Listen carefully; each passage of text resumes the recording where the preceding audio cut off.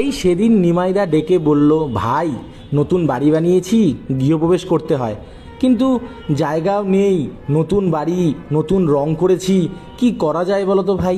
আমি বললাম, নিমাইদা টেনশন লেনে কা নেই, টেনশন দেনে কা। ব্যানার্জি কাটা আছে তো, যেমন কথা ঠিক তেমনি তার কাজ।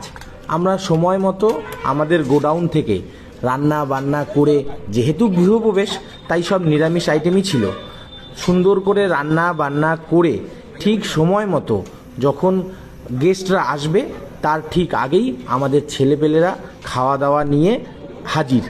এবং খেয়ে দিয়ে সমগ্র গেস্টরা এত ভালো বলেছে, নিমাইদা তো খুশি, তার বাড়ির প্রত্যেকটি অতিথি যারা এসেছিল তারাও খুব খুশি।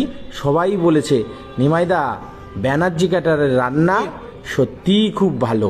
আপনারাও যদি এরকম বাড়ির জায়গা না থাকে অর্ডার করতে চান তো অবশ্যই আমাদের ব্যানার্জি ক্যাটারারে